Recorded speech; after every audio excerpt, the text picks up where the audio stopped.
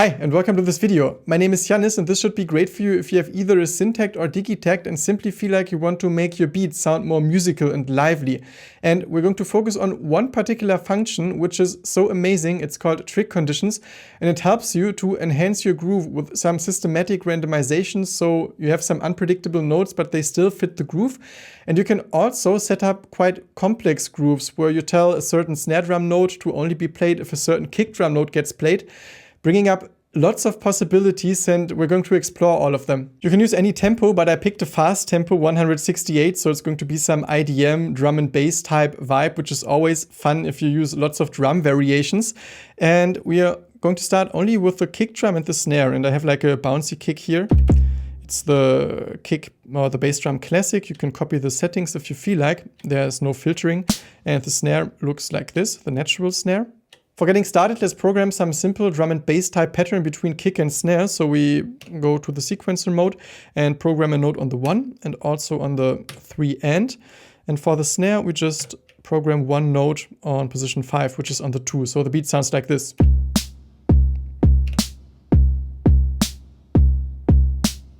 So it's kind of a cool beat, but also it sounds a bit boring. And this type of drum and bass type beat just always screams for some variation, I feel, because it's such a drum focused genre.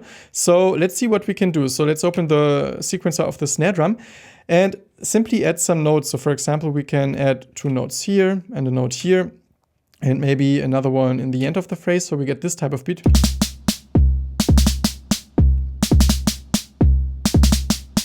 Which sounds cool, but it's just too much. We don't always want to have this variation. It's really aggressive.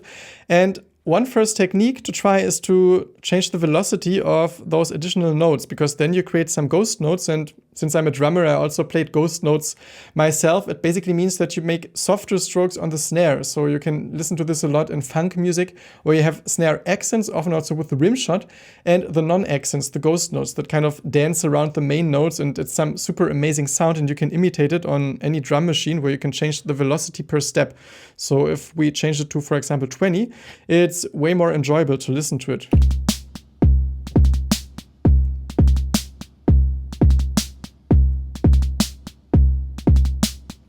Which sounds way smoother already, also because we introduced a second layer of velocity, so it sounds more dynamic. However, it's still like a 1-bar loop that always sounds exactly the same. So now we can start exploring the probability function. And that also introduces the trig conditions, because if you hold down a trigger, you see that this icon actually changes, and then you have different options for changing the trigger condition. And you can also simply set a probability. So if this is on 100%, it means no matter what you do to the global setting, this note is always going to be played. And so you could also change the probability for the ghost notes and say, okay, I only want to have a 50% chance, for example, that I can hear them. And you can do it per note, but there's some alternative way I like to use for doing that. So if you press the knob here, you actually set it back to default, so there's no condition saved to the trigger. And let's also take off the velocity again of those ghost notes, because if we lock the velocity for note 5 that we always want to hear, we can change the velocity and the probability of the ghost notes by the global menu, which is super fun. And we can even add some more ghost notes. And if I change the probability to 0, we're only going to hear note 5. But as soon as I increase it, there are going to be more notes. And this way you can actually control the amount of ghost notes, of variation, and also of density. And also we have to bring down the velocity to 20, because this now gets applied to all ghost notes, but not to our main accent. So let's listen to that. I'm going to increase the probability now.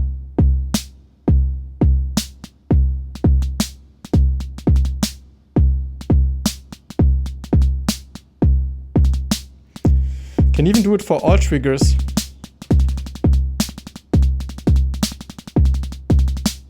And also play with the velocity.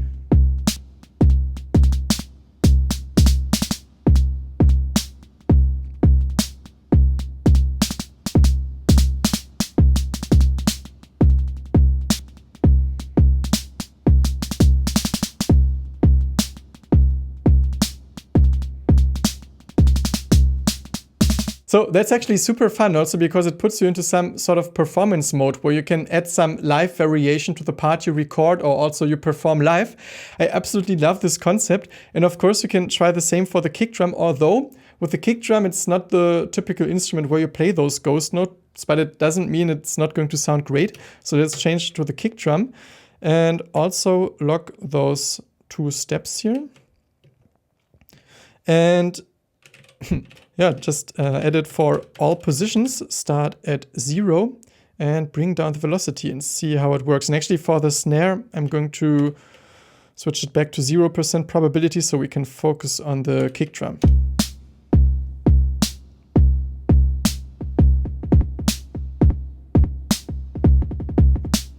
Actually, it's quite cool.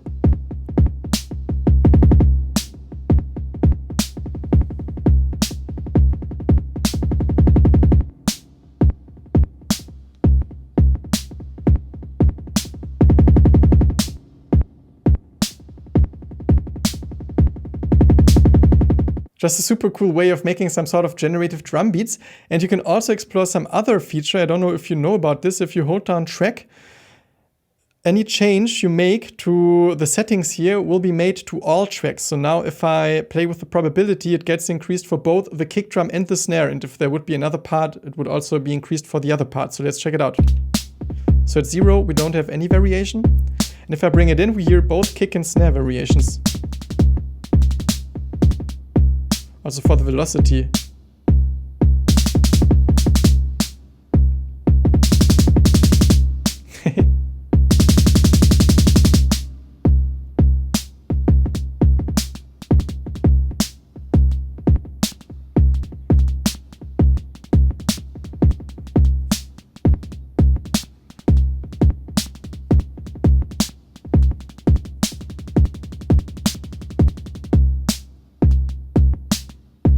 Let's get back to our first motive because I want to show you the other trig condition. So this is basically the simple setting I guess you can use for adding some randomization, just drawing in all notes, selecting like a couple of accents and just going with the flow.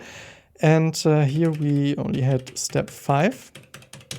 Let's add some note to the kick drum part and see what the other options look like. So after all the percentage steps, you have fill, which means you only hear the notes once you press down the fill button, which is page. So if I, for example, have 2 notes in the end that both are on fill, it means that you only hear them once you press it down. So let's check it out.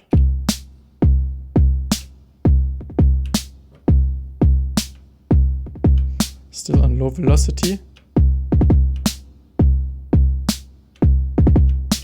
So instead of using the probability knob, you can simply program some additional notes and, yeah, as it says, have a fill. So for the snare, we could also make it way more active by adding quite lots of notes and change them to fill. You can also press down multiple notes, so you don't have to do it for each trigger individually.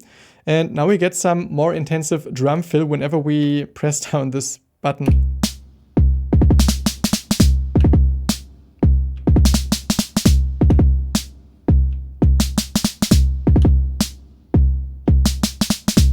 And you can basically have 2 completely different patterns if you change the condition for our accent that we always want to hear to fill with this little line on top.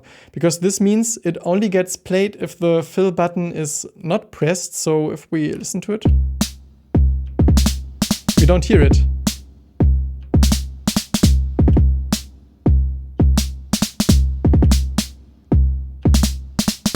So that's how the fill function works, but I'm not going to use it. So I'm going to take away those additional notes here and change this condition again to 100% because I like the other functions. They are more generative, so I don't have to press one button. Also, then it's always fixed to those notes and the probability effect is off. If I do the probability with the little knob here, I still get more like a surprise element to the beat, which I prefer compared to the fill, but maybe you like to actually change between those 2 very concrete rhythms. And also for the kick, let's actually change or take off those 2 notes and check out the other functions. And let's go back to the snare because it's always great to have some snare variation. And let's draw a note here and see what comes next. So we have the fill and then we have the pre. And this one I really like, because it means it only gets triggered if the previous note gets triggered. And what it means concretely is that, for example, you can have a group of 4 notes here, like some little fill, set a probability for the first one, let's say only 50% of the cases we actually get this note. And for all other 3, you select pre, which means you either have no note or all 4 notes. Because if you have like the general randomization, you can sometimes get maybe only the second or the first and the fourth or the last 2. So it breaks the system. But if you use the pre mode, you can actually keep a system of notes as some variation that sometimes comes up. So let's listen to this.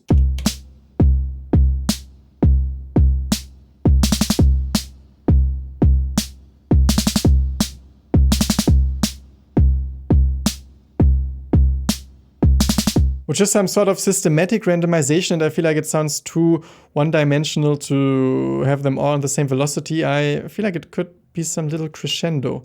So, oh, this was the wrong one. We increased the velocity until the end, but we don't have to go all the way to 100. So now it should sound a little smoother. Yeah. By the way, in case you feel like supporting this channel, you can quickly hit the like button and also subscribe, because I'm going to post more videos about Syntakt. There are already videos about Syntakt. And also, I think you can learn something from all the general music production videos you can find here. And if you like my teaching style, be known that I also have some online store with different classes, so be warmly invited to check them out. The link is down below in the description. Now you also get the opposite function, which is pre with the line on top, and we can change it to step 5, because if we do it with step 5, it means that once this rhythmic motif gets triggered, the step 5 won't be played afterwards, because it means it only gets triggered when the step before didn't get triggered, which in this case is step 16. So let's listen to this.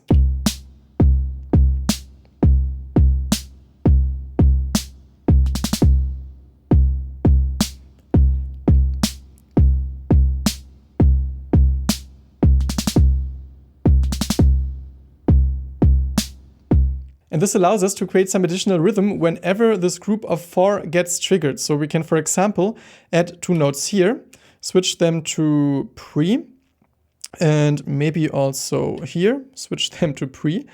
And so we either get only step 5 or those 4 notes and those 4 notes, but not step 5. And already a pattern like this can make the beat sound there's some ongoing variation, although it's just changing between 2 different versions.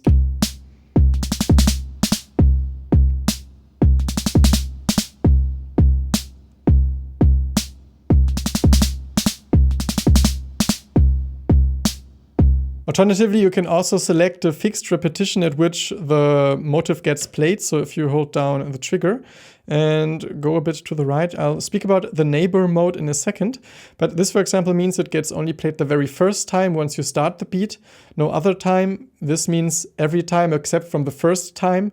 And this means the first out of 2 times. So it plays the beat, then it plays the variation. The second time it doesn't play the variation, and then again. So it's like a 2-bar, or actually 2 times cycle.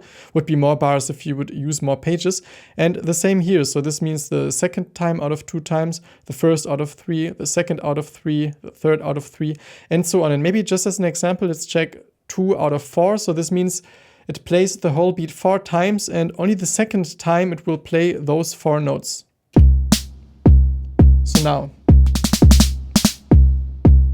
that's again the first time, second, so it plays it again.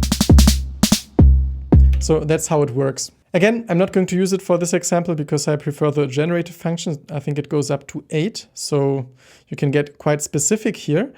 And let's check out the neighboring mode, because this one is really interesting. It means that it reacts to whatever happens on the left neighbor. So in this case, we're on track 10, so it reacts to whatever happens on track 9. So as an example, we could draw in some additional kick drum note here and change the probability to 50%. And now whenever this note gets triggered, we also trigger this group of 4 on track 10. Let's actually listen to it, and actually let's check it's on neighbor. Yes.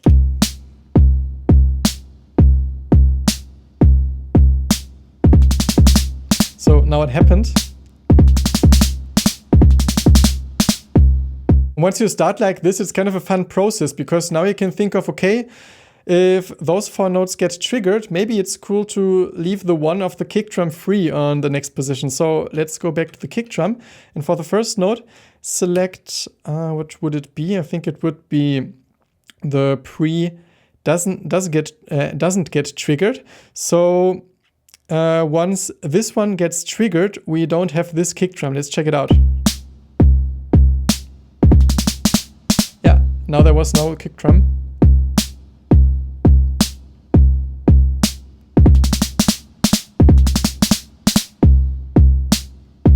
That's actually great for fills, and especially having some sort of variation where you don't have the 1 on the kick drum can make your beat way more engaging and interesting. And maybe for the situations where the 1 doesn't get triggered, we make it trigger on the 2. So we should change this to pre. Let's actually check it out. Yeah, that's where I want to have it. And then for the snare drum, a great thing for drum and bass IDM type beats are some rolls. And actually, let's get rid of those 2 notes and have a roll on the 7th step. So we actually have this on, now I forgot which was the mode. I think it was when this one didn't get triggered. And we make it some roll. So we press this up cursor and enable the retrigger function and create some roll, maybe a little longer. I always bring down the velocity, otherwise they sound too aggressive. And maybe like 64th notes. Let's see if this works. Actually, this was wrong. It needs to be on pre.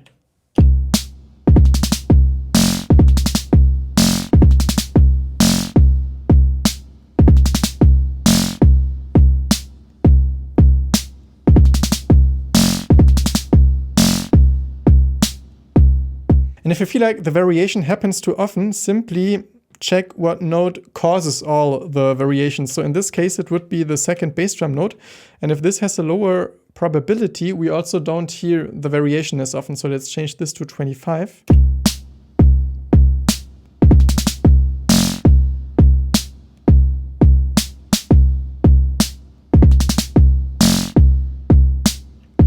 And once you have a pattern that you like, you can lock the velocity for the notes that you want to have. I think for those 4, we still have it locked. Actually, it's different, but yeah, we have it locked. And for the kick drum, let's check. This is pre, or they at least have some sort of condition. Or actually, for the velocity, we need to lock it. Because then, we can bring in all those other notes again, like I've shown you in the intro or in the beginning of this video. Bring down the velocity and the probability, and still bring those in whenever we feel like we need some more energy or we need some more density. So let's check this out. First, actually, let's just increase it a little for both parts. So a little for the snare, like 20% is often a good amount, and just a little for the kick drum with 20 velocity. That's what I often use, and see how this sounds like.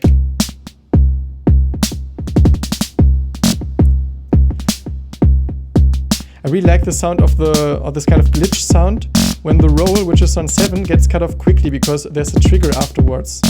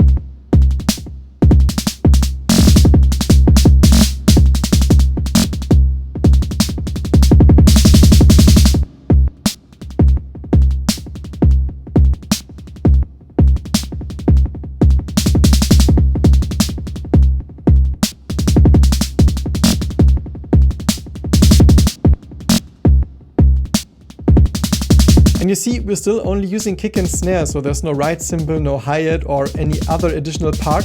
And if the beat is this busy, you actually can get quite far with just the kick and the snare. And you can still add the other stuff later, also for just developing your arrangement. But only using 2 parts helps you to really zoom in on the interaction. Now, if you need some more Syntakt input, I'm going to link you a playlist here with all my Syntakt videos. And also, I want to warmly invite you to some album I recently produced, which is called Morning Cycles, and I'm going to link it here. Apart from that, I wish you lots of inspiration with whatever it is that you create and hope to see you soon again at this channel. Bye!